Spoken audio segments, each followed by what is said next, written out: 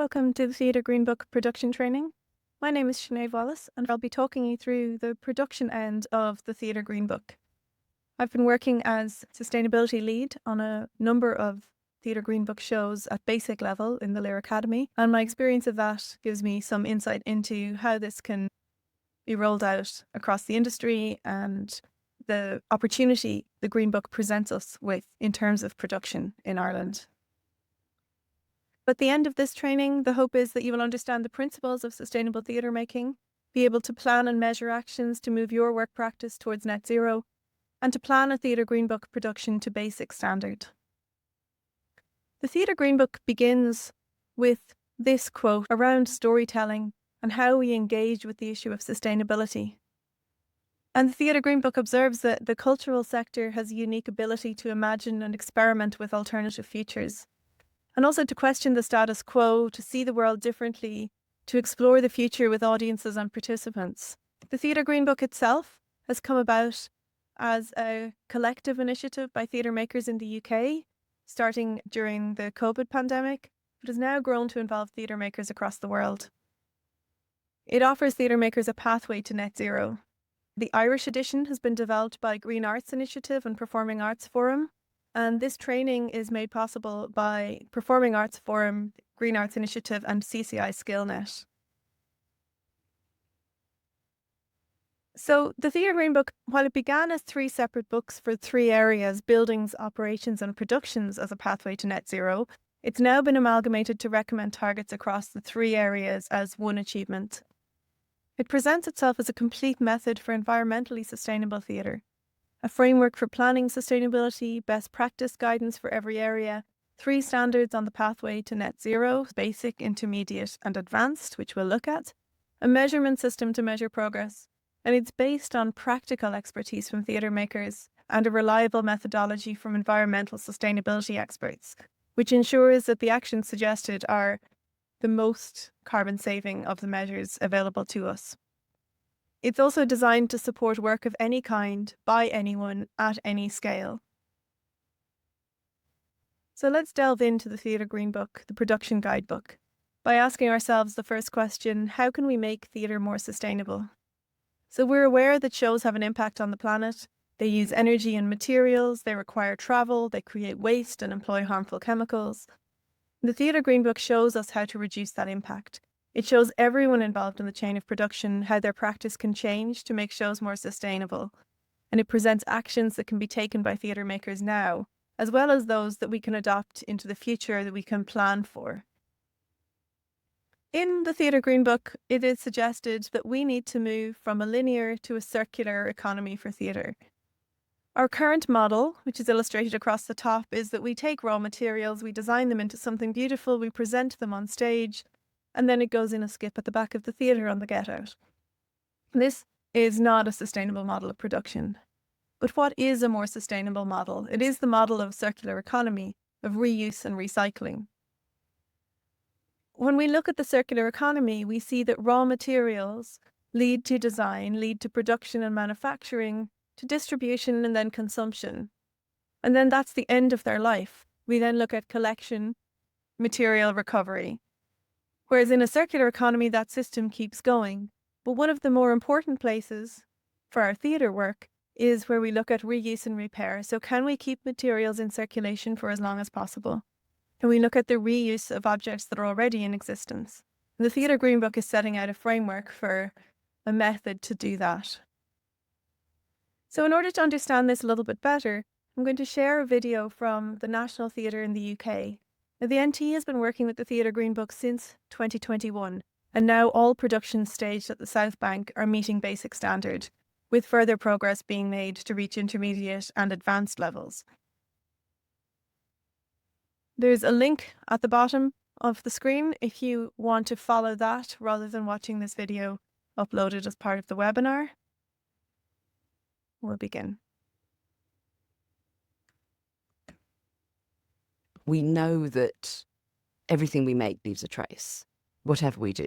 We know that. Therefore, we need guidelines as to how to minimize and how to be smart. Society has no choice in this. Nature is giving us no choice. We have to act, or nature will make the decisions for us. And frankly, they won't be very palatable. The Theatre Green Book is an initiative set up by various theatre makers, a response to the climate crisis and how we can make the theatre industry less wasteful. It is a drive for us collectively as a sector to understand, A, the wider scope of where we are as a world, how we use our materials, and how we can shift our thinking around productivity. Historically, theatre has not been a really sustainable industry because you create a show, it's on stage for a short period of time, and then it all goes into landfill. Theatre Green Book is the statement that says there's a moment for change. The Green Book falls into three parts: baseline, intermediate and advanced. With baseline, it means that 50% of the material that you use on stage must have had a former life and 65% must have a future life. We have to be thinking about what will be the legacy of the work before we even make the work. We do still want to be making things and creating things, but it's about the materials that we use and being able to trace the source of those.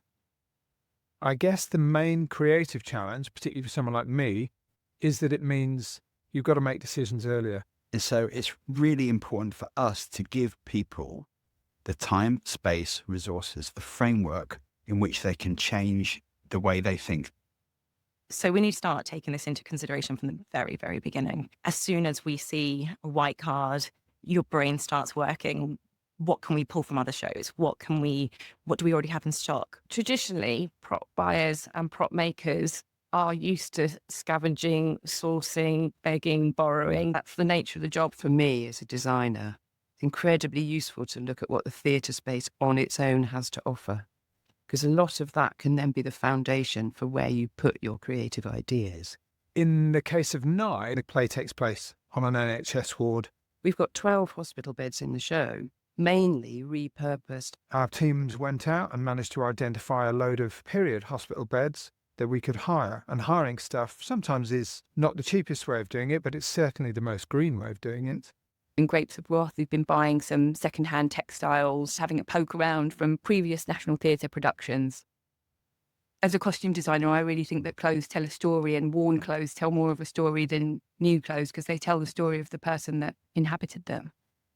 We just did Dear England. Lindsay Turner, the director of The Crucible, was working on The Witches. And we said, could we make a floor that will work for The Witches with this triple revolve, that will work for Dear England with this revolve? So the same floor was used in a lot of different ways. On every show, there's some degree of innovation, whether it's about new materials that we might use, products we haven't used before, so we're experimenting with. We're only now starting to build up a stock of kind of modular bits of scenery that can be used over and over again. It requires lots of innovation. London Tide is a good example. The River Groins, that's the first time that this product has been used, and that's a product called composter block. So this is made from sugarcane, and it's a biodegradable product. So it's answering some of the questions around old products like polystyrene that are completely unsustainable. A lot of research has gone on in this building on what to use instead of MDF, instead of plywood. For Crucible, we decided to use EcoBoard, which is the board we're using on Coriolanus. This is EcoBoard. It's made from agricultural waste, so therefore it's already a reused material, which is a massive green tick. A big step forward that's going to start helping us deliver the intermediate and hopefully the advanced standards of the Theatre Green Book is a new lease we've signed on a large storage facility, which is only about 15 minutes away. We are bringing all our storage together. We'll be doing all the logistics to make sure that we've logged it all in a way which makes it much more accessible. And crucially, we'll be sharing those resources with other theatres. This really is the key.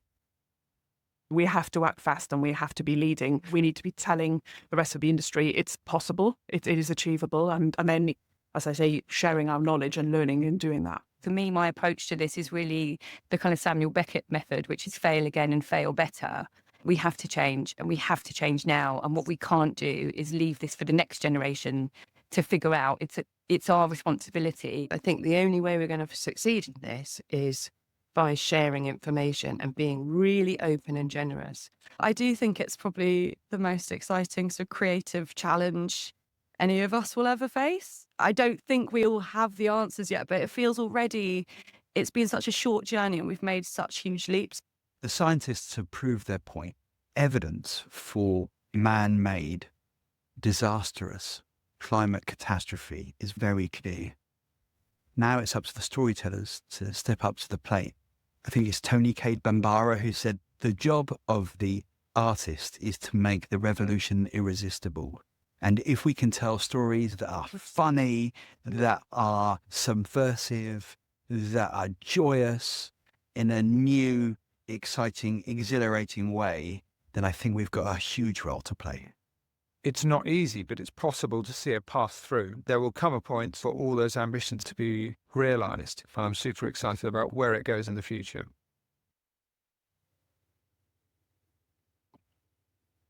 Okay, so hopefully that gave you some insight into how it can work and also some of the challenges faced. And maybe watching that video, you can already think of a number of challenges in our industry here in Ireland that would present themselves when we try and work in this way. So the basic principles of the Theatre Green Book in the production end are do more with less, use more reused components and recycled materials. If it has to be new, think where it comes from. Reduce harmful chemicals, reduce travel, reduce deliveries, and make sure everything gets used again. So what this takes for us in our industry is a little bit of a mindset shift where we really start to think more responsibly. We start to consider the journey that an object has taken to even get into production in the first place, and then think about how we might use that and whether there is a place for its reuse afterwards. As I mentioned earlier, our targets are broken onto 3 steps in a ladder on a progress towards net zero. Our first step is basic. 50% of everything on stage must be reused or recycled. 65% must be stored or used again afterwards. Moving on to intermediate, when we've mastered basic, 60% of everything on stage must be reused or recycled, and 70% must be stored or used again afterwards. And then we're moving into advanced, and advanced essentially is where our show would be net zero. So everything on stage must be reused or recycled, or all the materials must be accredited net zero. So where do we begin? For us, we all begin at basic. We all begin with this target of 50% of everything.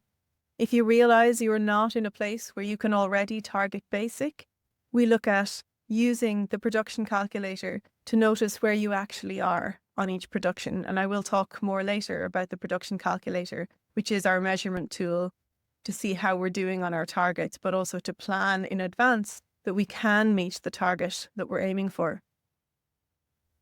So from the top, it begins with an invitation. If sustainability becomes an addition late in the day, it becomes an obstacle.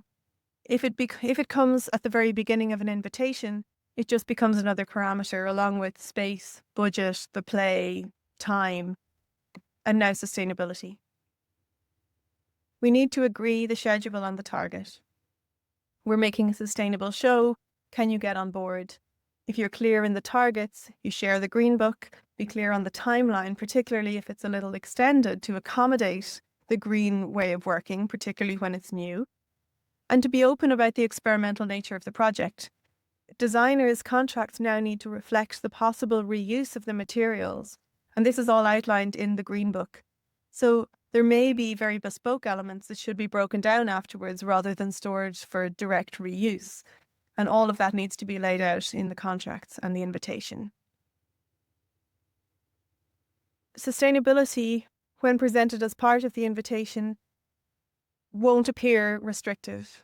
Including it here as another parameter and building it into creative thinking from the outset is key.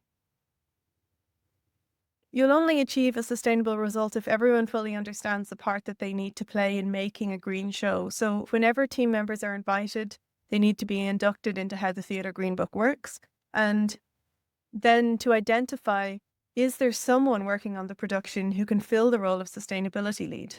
The sustainability lead is the person who will guide everyone through the process, ensuring that the greenest decision possible is being made within the other parameters that exist.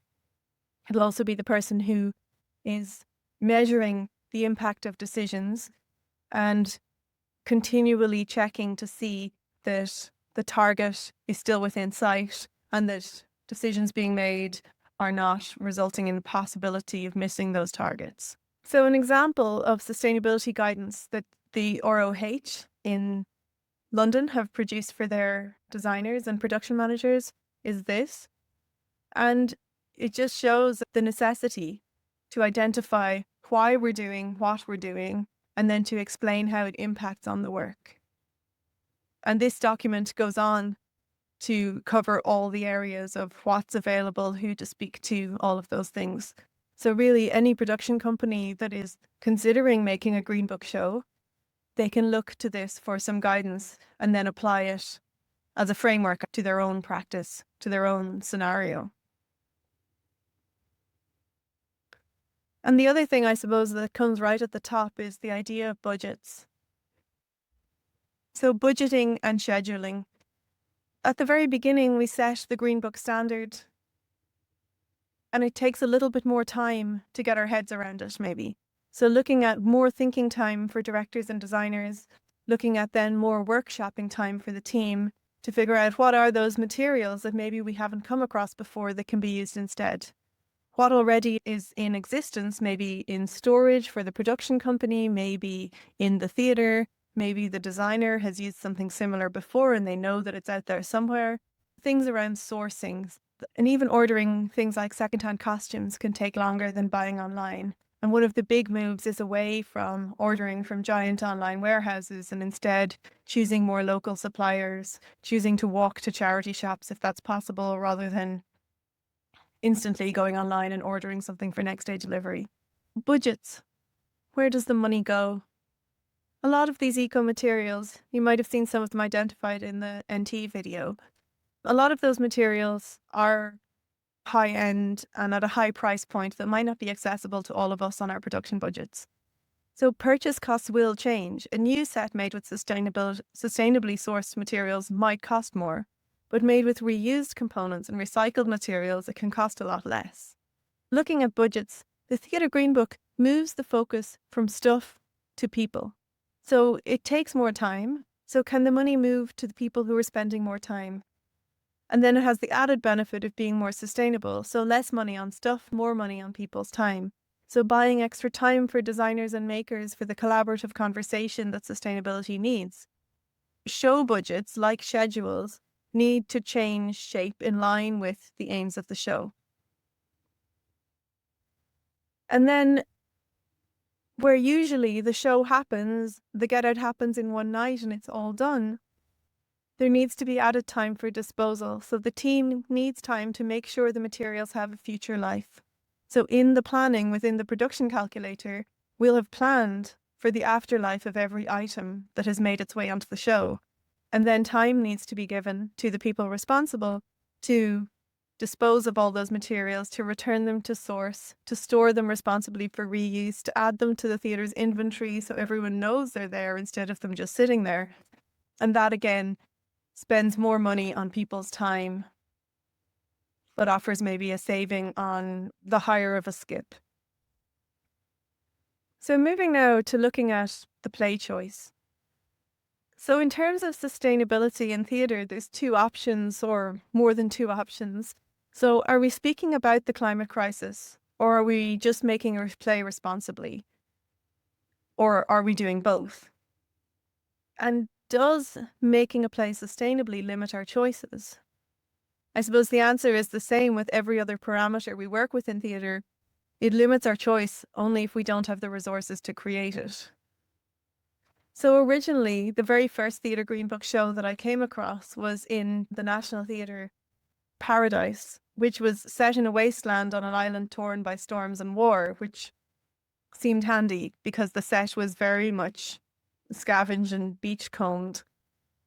When we set about making our first Theatre Green Book show at the Lyre Academy, we really wanted to make something that looked like the theatre we were already making, that didn't look reused, that didn't look found or secondhand, and to see if we could achieve a show with a polished finish and still be a Green Book show.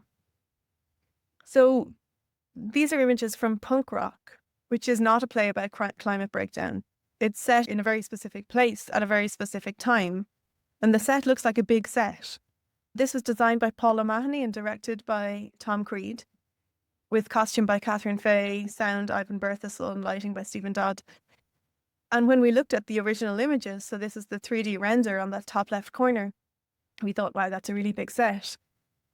But we hit baseline standard by reusing and borrowing and an awful lot of begging from theatres around Dublin City.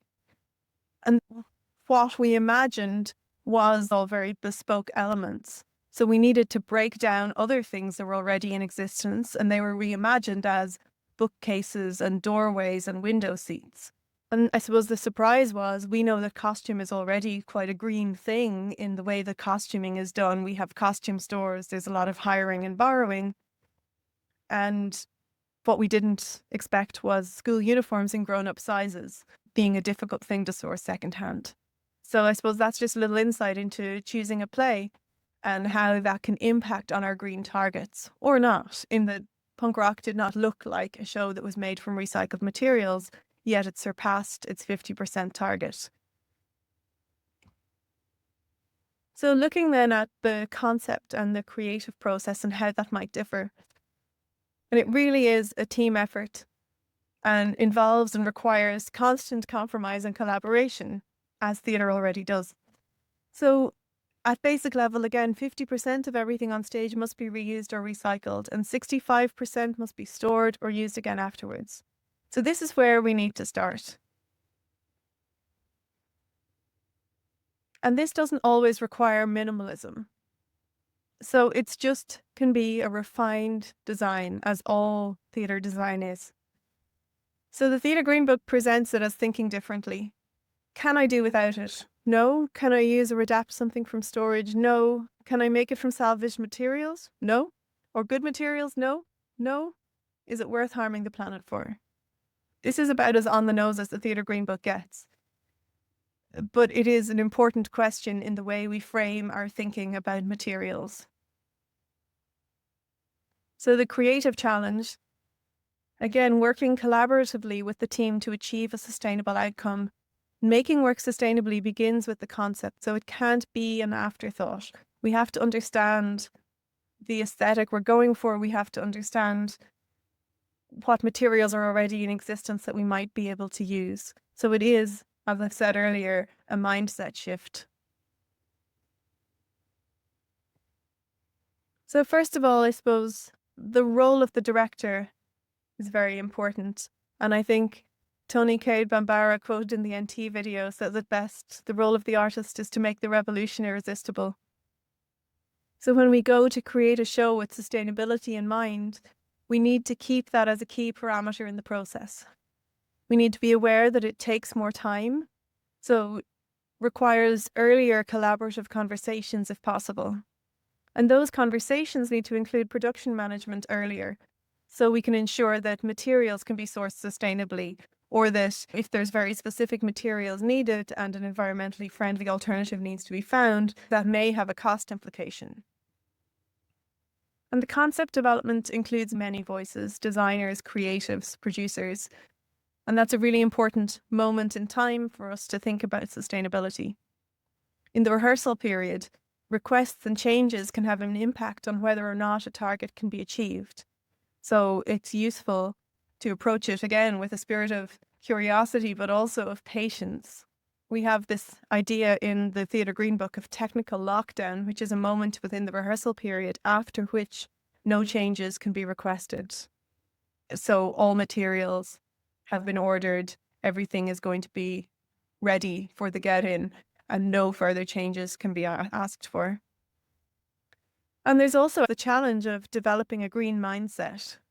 If you don't feel ready to lead a sustainability drive, something that's really worthwhile and comes up later on in the Theatre Green Book in terms of intermediate and advanced standards, you can consider carbon literacy training.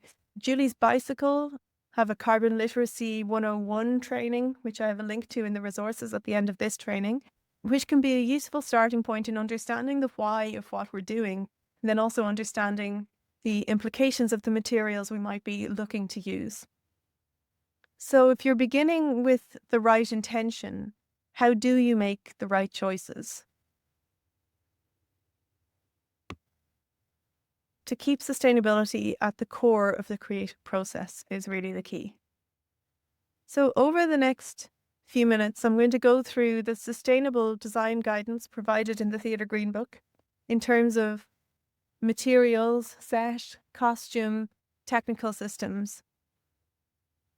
And hopefully that will give you a good overview of the areas we're looking at within this Theatre Green Book and how we can bring about the most effective change in those areas. The first step in creating more sustainable theatre design is to understand a little more about materials, or as I've come to call it, stuff. So there's no such thing as a way. When you throw something away, it has to go somewhere. And this is one of our biggest challenges in theatre. So the Theatre Green Book show doesn't end at the get out. We chart the journey of an object. Where is it coming from? How did it get here? And where will it go when we're finished with it? So we have a problem on this planet that we have too much stuff. And for the first time in the planet's history, we now have more man-made massive materials on this Earth than we do biomass. And looking at this graphic, I think we all know which way that scale is tipping, and it's maybe not the way it needs to. So this constant generation of stuff is unsustainable.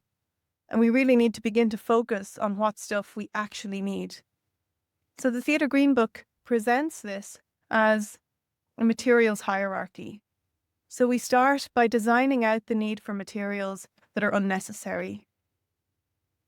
If you look at the left-hand side of this pyramid, the materials origin, unnecessary materials are designed out as a first step.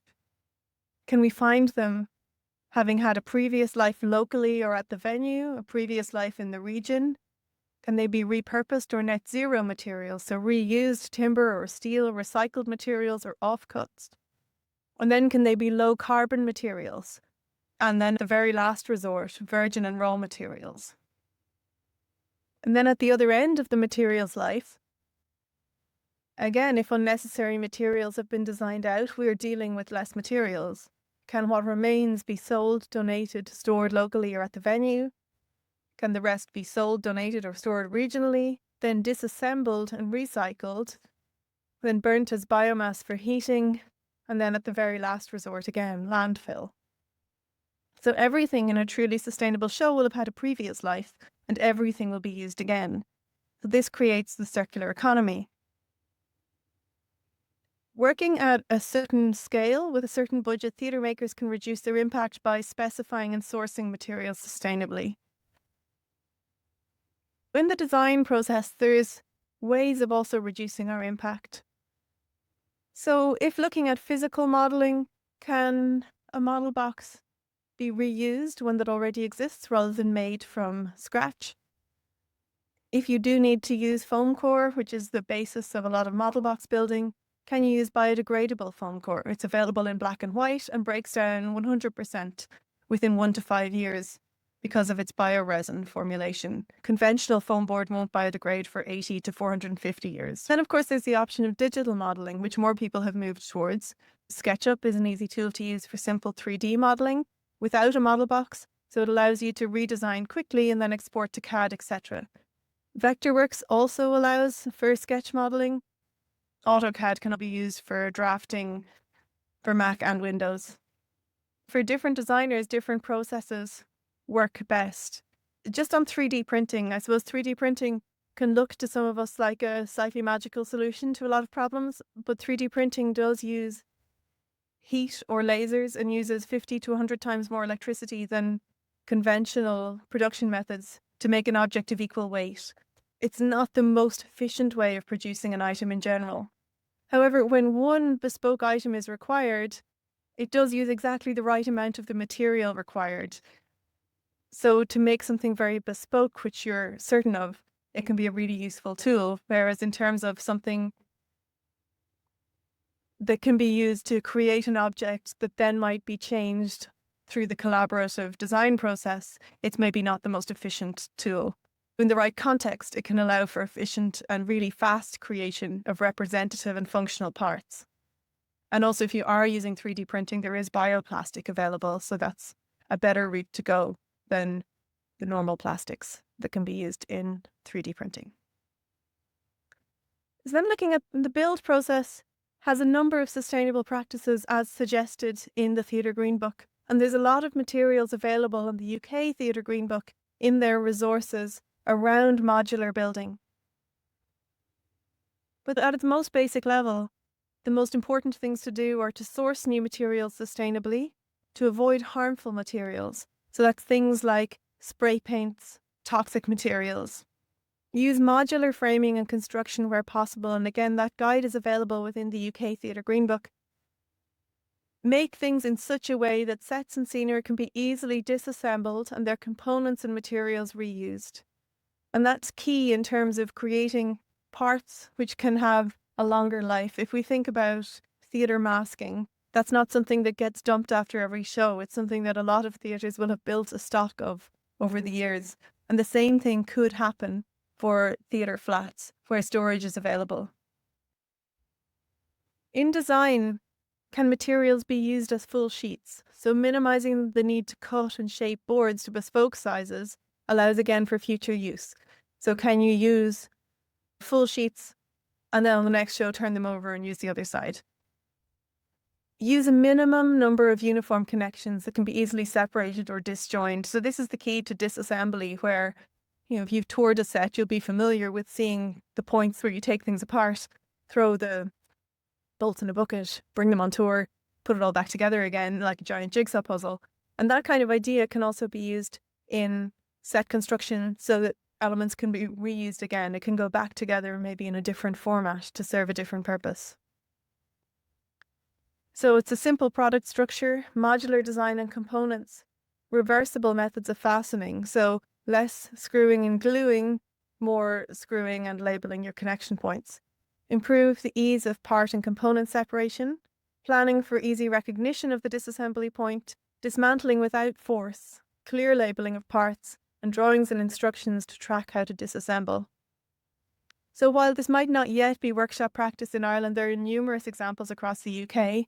Marmoset, Reset Scenery, and forums on the UK Theatre Green Book website can connect people to people who are already doing it. There's also, as I said, drawings and examples available on the Theatre Green Book website. So for those construction guidelines and examples, you can go to this link here. The next part of the Theatre Green Book in terms of construction materials and set is construction with reused materials. And that's a large part of the Theatre Green Book, and particularly when working on a budget. So when we made Punk Rock at the Lyric Academy, that was March 24, the image on the left is the window seat and lead-piped window that was designed. That middle image, that is a picture of all of the pieces of another set that went together to create this. And if you zoom in, you can see the multiple layers of different sets. You can see the outline of a floor creating the framing for that side panel. You can see white elements, which were walls and tiles. And then you can see the final image, which is something much closer to what Paul O'Mahony, the set designer, was looking for. So just to reimagine where materials can come from and how they can be reused. This obviously was a more labour-intensive process, particularly in the scenic art department, in order to get this up to standard to look like a very high-end finish, rather than looking like lots of old sets screwed together. So how do we make the right choices? The right choices in terms of set can be to think modular in your construction, thinking about reuse and recycling at design stage, building for disassembly, sharing resources across theatres, across production companies, across festivals, allowing time for reuse, scenic art practices, so looking at how to cut out toxic substances and spray paints and alternatives for those. Planning ahead. So can you plan ahead a season, a few shows? Can you plan for everything's afterlife? And again, that comes into the production calculator and how we plan, how we estimate where the materials come from and where they will go to in advance of ever starting to build the show. Looking at all of these things and looking at the answer to everything, to do more with less, to plan ahead and use the network and probably to lobby for universal storage, because storage is obviously becomes a big issue when we look at circularity and we look at things as large as theatre flats and we think about where does that live between uses, and that becomes a large challenge. So can you think for a moment for yourself in your role in production? What is the key challenge for you? Is it across timelines, budgets, schedules, resources, storage, as I mentioned, construction methods? Where is that main challenge for you?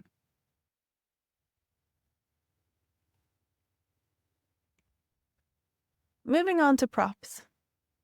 In the props arena, what are our challenges? Mainly the materials used, traditionally polystyrene, chemical glues, and we don't yet have materials that provide an eco alternative that can be used in, I suppose, the time frame that we're usually working within. For example, to create something out of papier-mâché, layers and layers and extra drying time. And the human impact of that can be massive. The number of hours someone might have to work to create something rather than carving it up out of polystyrene. So just a note on polystyrene and styrofoam and why we need to move away from it. It's a petroleum-based, non-biodegradable foam, which the EPA and the International Agency for Research on Cancer consider a possible human carcinogen. And looking at this image, how long does polystyrene take to decompose? Never. While we don't yet have materials that replace it, we really should be trying to avoid polystyrene and styrofoam at all possible costs. So the key principles for sustainable prop design: source ready-made props. If you're making props, can you use the materials hierarchy? So that is designing out unnecessary materials all the way up to using materials from as close to home as possible that have had a previous life. There is a lot of styrofoam and polystyrene in existence already. So if you do need to make props out of that and there isn't an alternative in the time-sensitive way in which you're working, then you can source it secondhand at least and give it another life before it ends up in landfill forever. Workshops using sustainable practices. Can you encourage any workshop you're working with to get on board with your sustainable principles and to work as closely to the Theatre Green Book as possible? In communication and planning, can you look at what it is that you need and where you can get it from? The Rediscovery Centre in Ballymun, for example, you can get reused paint. So at least the base coat is all reused paint and then adding pigments after that. Can you use water-based glues? When you're making props, obviously you minimize through design and then source things sustainably.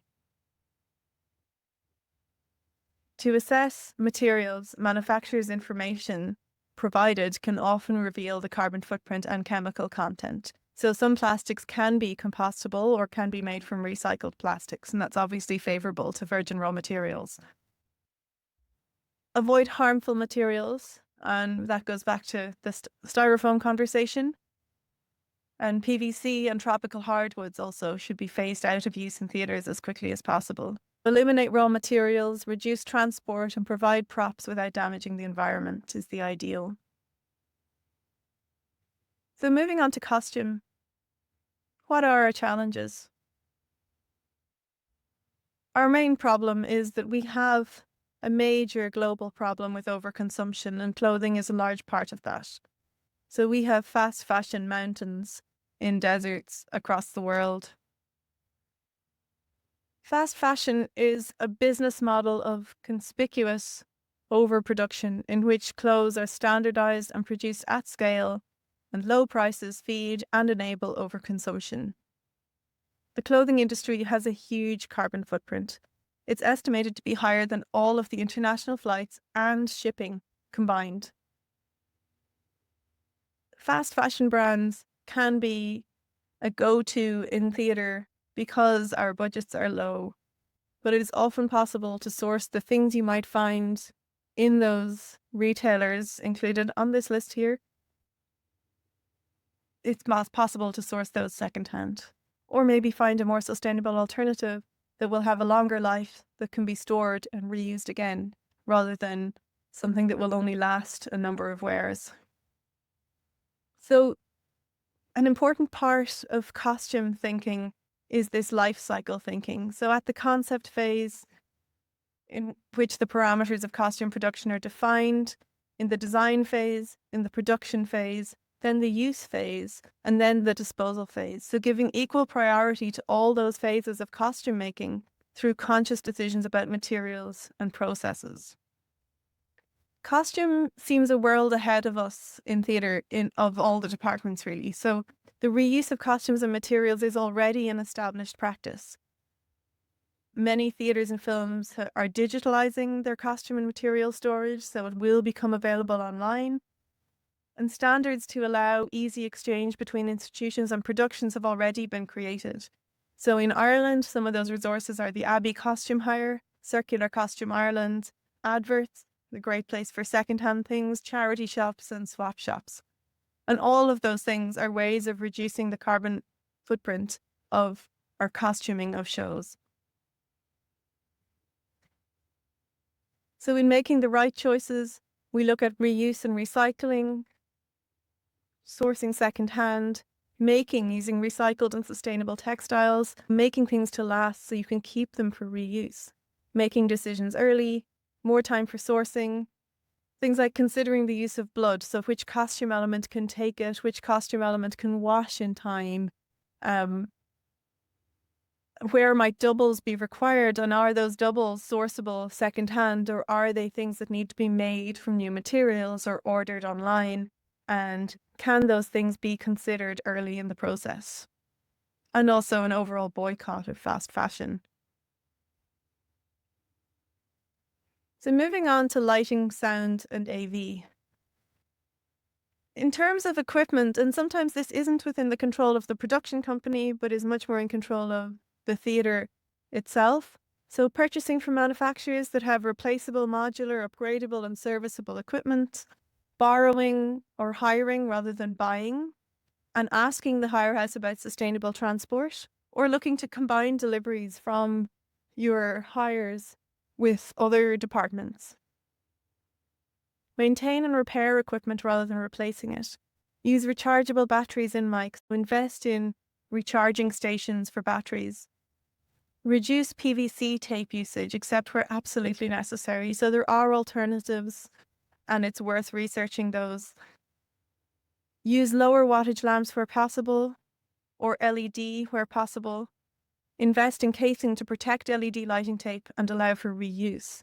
That's one of the things that becomes most disposable in terms of theatre lighting is LED tape used for one show and dumped at a skip because it got stood on the get out.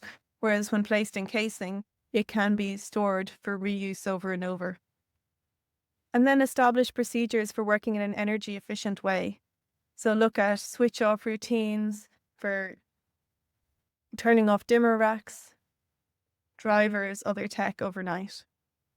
So buying quality, again, thinking about longevity, if you can spread the cost over a number of productions, maintenance, repair, don't replace, and reduce energy use. In the rehearsal room, looking at heating and cooling the room only when occupied, switching off lights and equipment when not in use. For example, if there's a printer in the room, does it need to be switched on all day when it might be used first thing in the morning and last thing in the evening? Rehearsal practice, printing scripts on request. So many of us will have come in on the first day of rehearsals to see a floor spread out with copies of a script beautifully bound. And by the end of week 1, the script has changed and needs to be reprinted. So can we look at printing scripts on request? Sharing research materials on laptops. If things do need to be printed, can you print them on the back of something that already exists? Can you reduce CCing in every email? And we'll talk a little bit more about data in a moment. Avoiding single-use coffee cups and packaging and having signage to that effect. In terms of the cast, speaking to the cast about the parameters of a green show and what that means. Often a cast is best placed to talk about sustainability in the media.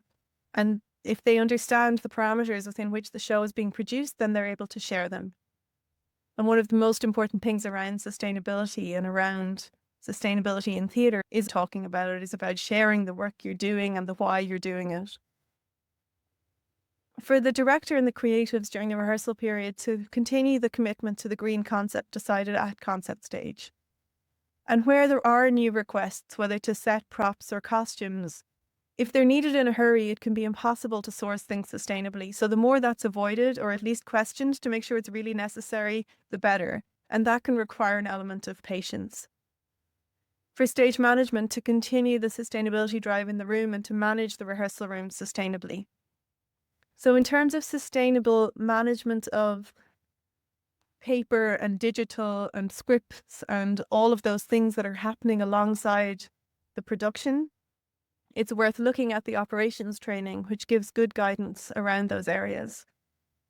I'm going to look a little bit here at paper versus digital because that's something that impacts everyone involved in a production. A lot of this information comes from the operations end, so there's a little bit of an overlap there. But the most important thing is to understand where the better choice might be. So when we think about paper and digital, we look at paper and printing front of house first of all. So posters, programs and tickets. How much of that needs to be printed? Can you switch to digital tickets and resources? So that can cut paper. When you're printing marketing materials, can the paper be obtained from a recycled source? Can it be recycled afterwards? There's zero low carbon and recycled paper available. An Irish example is a company called Clee Paper, who are an excellent local supplier around the Dublin area. They also offer paper tape instead of sellotape, things like that can really reduce the impact of your paper use. And you don't need to cut out all paper overnight. Sustainability is a transition that can take some time. And digital and paper operations can absolutely run in parallel. So when we think about programs, if you notice that a lot of programs are being left over afterwards and sent for recycling, then maybe there's less need to be printed. Or maybe you can make an opt-in on your ticket sales saying, do you require a paper program or are you happy with the digital version? The key thing is to make sure you're only printing necessary quantities. And then when we look at paper and printing behind the scenes, again, we mentioned scripts a couple of minutes ago. How many people require a paper script and how many people require a daily updated paper script? And some people will require them, and obviously sustainability is not designed to reduce accessibility for people who need it. But the question can be asked whether or not these things are required as standard. Meeting agendas, for the most part, people are sitting in production meetings with laptops and don't require a printed agenda or a printed schedule every time there is a new schedule issued. And then looking at the digital footprint, so looking at websites, digital communications and data storage.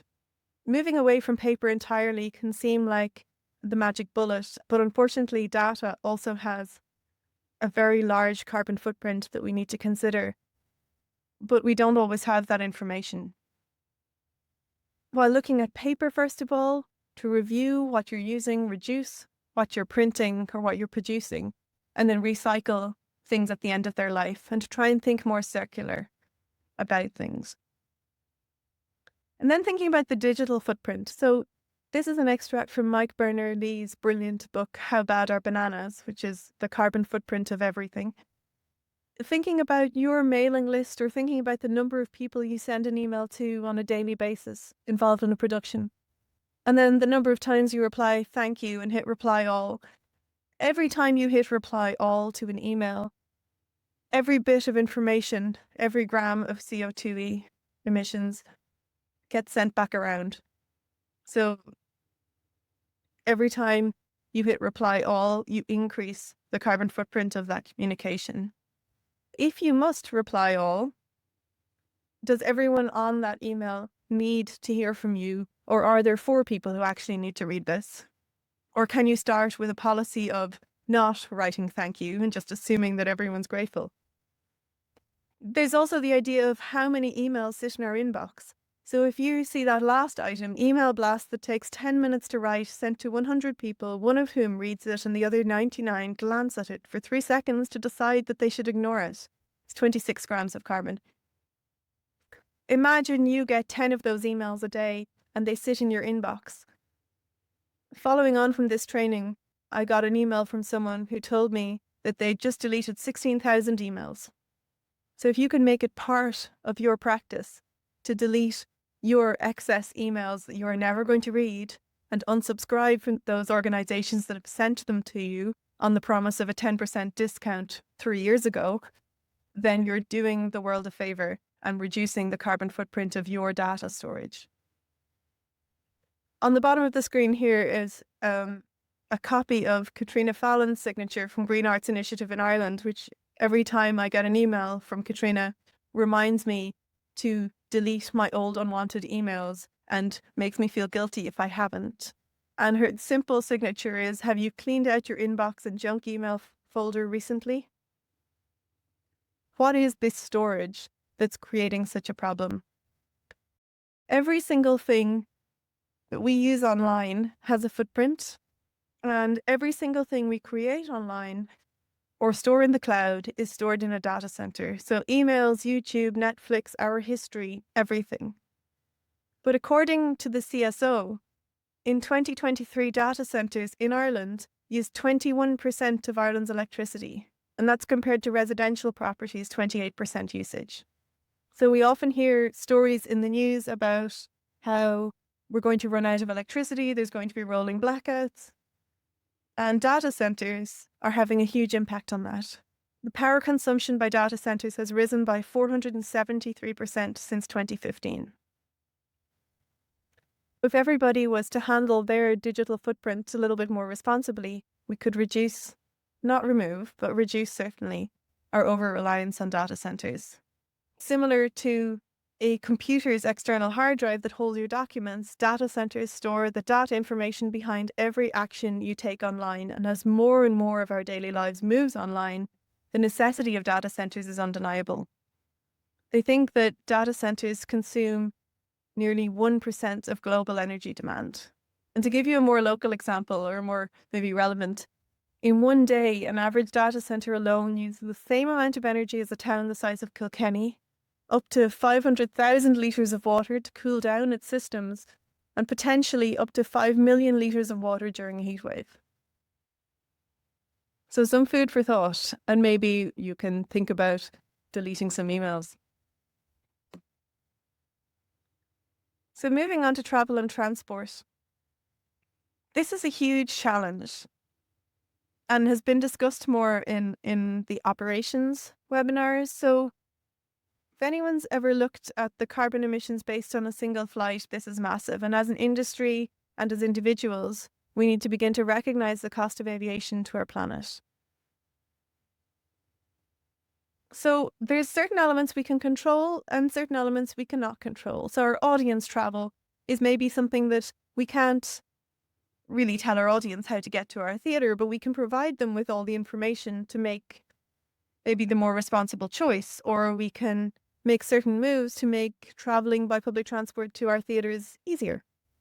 Can we provide information to an audience through marketing sustainable travel options, such as the bus routes, or where you're located in relation to the closest train station? Can you incentivize the use of public transport? So looking at discounts, etc. So maybe you get a discount at the bar if you present a public transport ticket.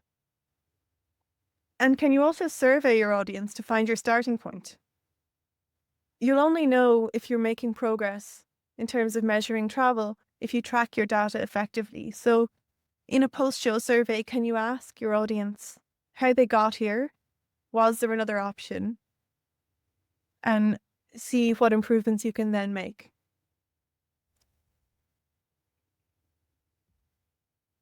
In terms of staff travel, can you look at more flexible working to reduce commuting?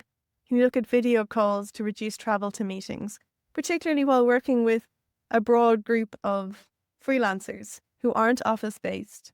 Does everyone need to travel into the city on the same day at the same time, or would a Zoom meeting suffice? Or can certainly a hybrid option be offered? If there is going to be a weekly meeting, for example, can that be combined with other catch-ups within that same day? Can that all be scheduled so that, for example, a production meeting can be followed by a design meeting with presentation of some work in the room that's useful for the whole creative team to see.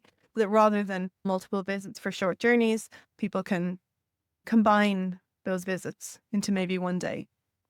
Can you reduce single journeys in taxis? Can sustainable travel options be promoted and incentivized? For example, things like the Cycle to Work scheme for employees. Can you provide more secure bike storage and tools for bike repair, maybe? Providing shower facilities for cycle commuters, subsidizing local transport bus passes, using things like the tax saver, train tickets, and timing meetings to help staff avoid rush hour. So all of this, again, is from the Theatre Green Book at the operations end, where we look at how to create better options for staff in terms of travel. As part of that operations, there's a suggestion to create a green travel plan, which can gather staff and audience travel into one guide that fits for your company. And looking on to transport, thinking about deliveries, can deliveries be consolidated? For example, if on a particular show you're hiring lighting from somewhere and you're also collecting deliveries of costumes, can one run do all of those jobs? Can a route be planned sensibly to take in all of those things in one run rather than having two separate deliveries required from similar locations? Can you discuss shipping and transport options with suppliers? Can you think about the origin of materials? So is it coming from the closest location possible? Online ordering, reading shipping policies. And are there other companies using the same suppliers and transport routes as you? So can you connect? For example, with festivals and touring, often people are travelling similar routes at similar times. Equally, sometimes a full truck is going to Galway from Dublin and an empty truck's coming back from Galway to Dublin, where another show actually needs to transport things from Galway to Dublin. So a little bit more connection across the industry can help us to reduce transport runs. And then beginning to think about touring. So touring is an incredibly important part of theatre, and we live on an island. So we do have a certain necessity to travel, and to travel maybe by not the most sustainable means all the time. According to the Theatre Green Book, touring is part of theatre's ecosystem and is innately sustainable since it helps each production to reach more people. So we mustn't stop touring. But touring will become easier as more sustainable freight options become available. So when we need to tour, can we make the best choice possible? On tour, can we plan better? Can we book accommodation close to the venue to avoid taxi and car journeys? Can we lift share or carpool where possible? And can that be incentivized? Can we work to identify the most efficient tour routes to allow for public transport? Can we consider the show time? So does that link with public transport timetables? And can we choose the greenest accommodation option available? In terms of company travel, can journeys be reduced? So for example, again, meetings held online. Can there be support of cast, crew and staff to access productions using rail and public transport? Which of course requires budgeting for the extra time to travel by rail or bus rather than drive, and the cost of the tickets as well. So rather than paying for a full tank of petrol, can you incentivize paying for tickets on public transport?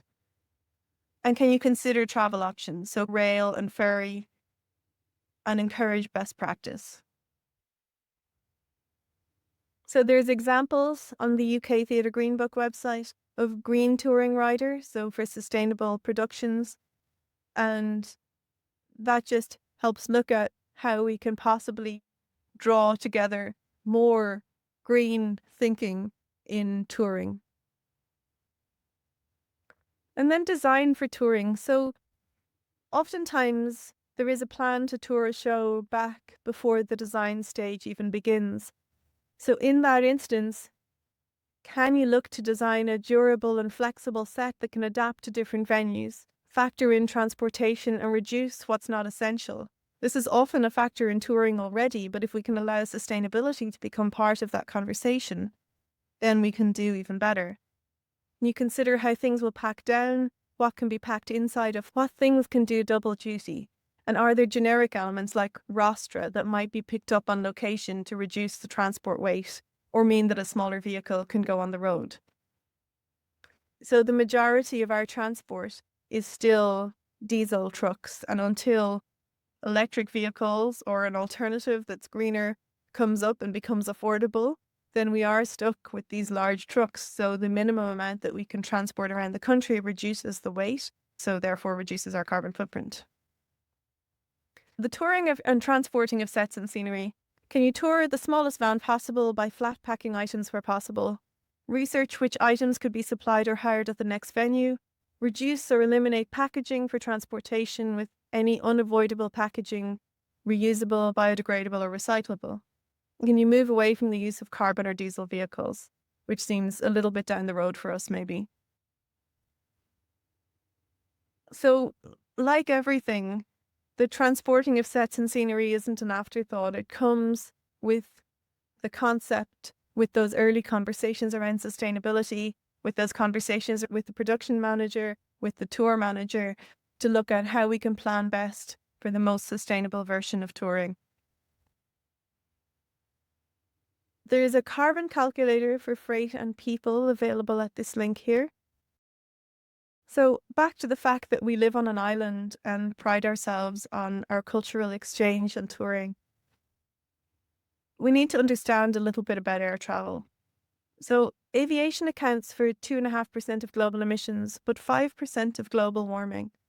And that's because at high altitude, the release of water vapor and nitrous oxide has a much greater warming effect than it would at low altitude. 1% of the world's population accounts for 50% of aviation emissions. So most people globally don't fly. So it's a first world created issue that's creating hardship in the developing world. Planes emit 20 to 50 times more CO2 than trains. Rail is unbeatable in terms of CO2 emissions compared with air travel. And carbon offsetting, often proposed as a way to reach net zero, is not a solution anymore. This is a quote from an article in The Guardian on theguardian.com, which was where 60 climate scientists say that to keep global warming within the guide rails of the Paris Agreement, the time frame is now so tight that there's no space for companies to use offsetting to continue high carbon activities. We need to turn the fossil fuel taps off, all of them. So here's an example. As we discussed, it's a huge challenge. And anyone who's ever looked at the carbon emissions on a single flight can see that it's huge. So as an industry and as individuals, we need to start to recognize the cost of aviation and to look at it in terms of our travel, the aims of our travel, our goals, and to assess what it is we're doing, what we want to do, and then to make a travel policy accordingly. So this is an example of one return flight from Dublin to London Gatwick. And my flight was going to take 0.343 tonnes of CO2. In order to stop climate change, the max amount of CO2 that can be generated by a single person in a year is 0.6 tonnes. And the average amount of CO2 generated by a single person in the EU is below that. There isn't any huge immediate solution, and that's just Dublin to London, and that's something that a lot of people might do once a month. There's a lot of connection between, say, Dublin and London. So then out of curiosity, I looked at Dublin to JFK, 1.8 tonnes, which is more than the maximum amount of CO2 that can be generated by a single person in a year hoping to stop climate change. That's a one-person return flight to the US. So starting to think about a little tour, I thought about 8 people based in Dublin going to London. And on this website, linked here, directferries.co.uk, they have an excellent little carbon footprint calculator that's very simple to look at. You can see the obvious winner is our per person by train and ferry, which saves 92.9% of the emissions rather than flying. Now, even by electric car and ferry, that's an improvement of 87.8%. You can see that every option, including a ferry, is over 75% more efficient in terms of emissions than a short haul flight. The issue here, of course, is time. So it takes an average of 8 hours, 20 minutes to travel from Dublin to London using ferries and trains or ferries and cars, versus, for example, 4 hours, including time in the airport and transit to the city if you travel by plane. So that obviously needs to be budgeted for. The Theatre Green Book outlines what we need to do where there is unavoidable air travel. And as we live on an island, we will consider a lot of our air travel beyond, certainly Europe, to be unavoidable air travel. So if flying is the only option, can you avoid connecting flights and take the nearest direct flight, then add on a rail journey rather than a second flight? So for example, flying to Paris and then taking a train down to the south of France rather than a second flight. Flying one way and travelling by rail the other is still an improvement on flying both ways. So if there isn't a time pressure on the return journey, is that possible to look at more slow travel options? Using economy class, so increased seating density reduces the carbon consumed. Use airlines with the newest plane models which produce lower emissions. Reduce luggage or encourage hand luggage only, unless luggage is being used as a freight substitute. If flying is necessary, consider ways to maximise the value of the journey. So spend more time at the destination, stage more performances, work in the local community. If flying, arrange airport transfers using public transport or arrange flights so that people arrive at the same time and travel as a group. Recognise that driving is preferable to flying in terms of carbon consumption if trains are not an option. And then to calculate carbon consumption versus train and car, and share with everyone relevant so that the impact of your travel is understood. Back-to-back touring does avoid return to Ireland and limit the air miles. And can you take bookings for longer engagements and really maximise the benefit of the travel? So look at that cultural exchange and how it can be maximised by staying longer and becoming embedded in a community. Then you're also reducing your carbon footprint while benefiting from touring and cultural exchange.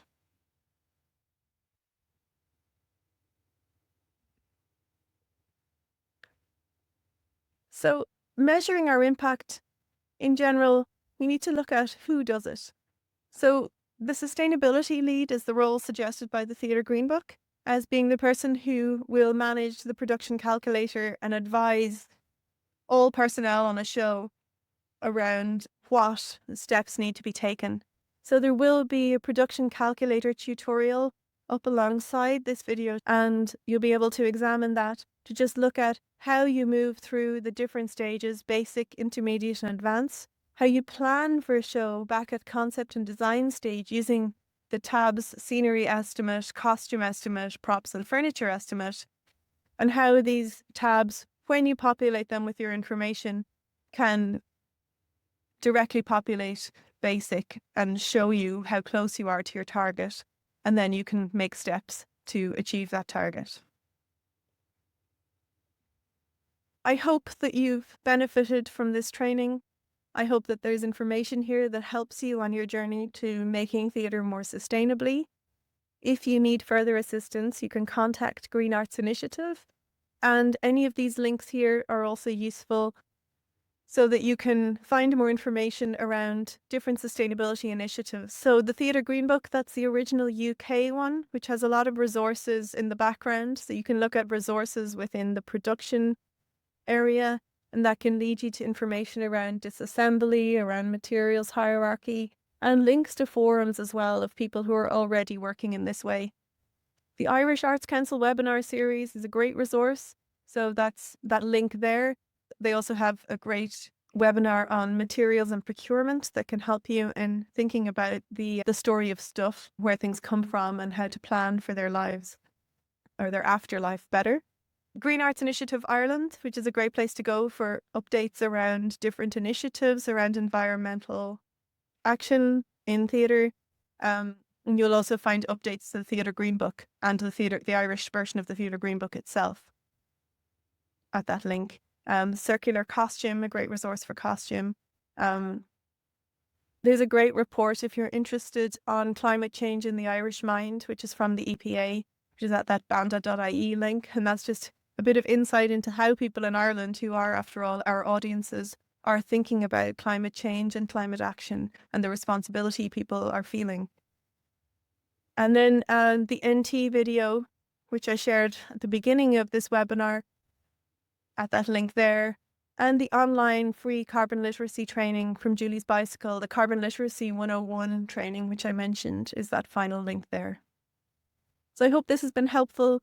If you have any questions, again, you can contact Green Arts Initiative, and stay tuned for more developments around sustainable theatre making in Ireland. Thank you very much.